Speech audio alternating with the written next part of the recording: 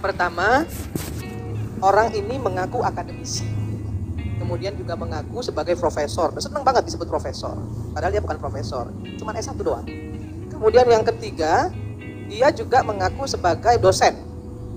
Adik-adik semua kan mahasiswa ya, jadi saya pikir kalau kalimat yang dilontarkan oleh seorang pendidik ya, yang mengaku ngajar di banyak universitas, nggak pantas ngomong seperti itu, karena itu mengajarkan kebodohan politik, bukan memberikan diskursus politik kepada mahasiswanya yang baik, justru malah membuat mahasiswa Indonesia kalau ditangani oleh orang satu ini akan menjadi brutal.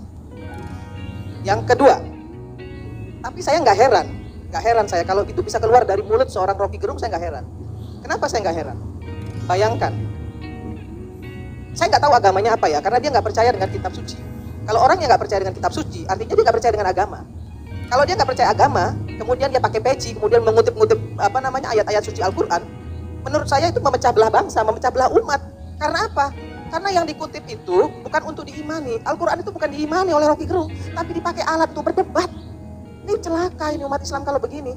Dan menurut saya kali ini Rocky itu sudah melampaui batasannya.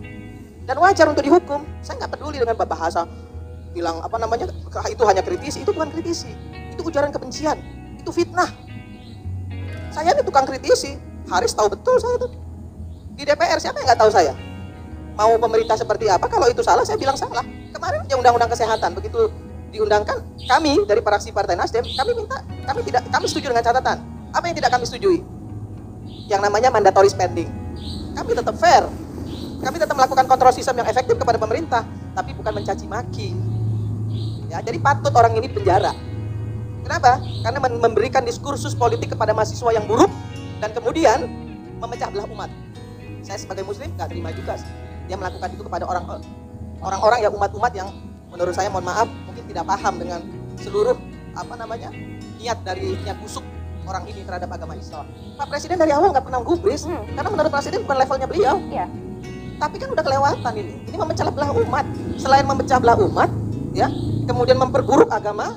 Kemudian juga menjadi diskursus yang buruk untuk mahasiswa-mahasiswa, karena dia seorang pendidik, dia bilang dia dosen, senang juga disebut profesor, tapi mengajarkan hal-hal buruk. Jadi kemudian dicari-cari pasalnya hingga semua pasal menurut saya semua pasal bisa digunakan untuk orang ini.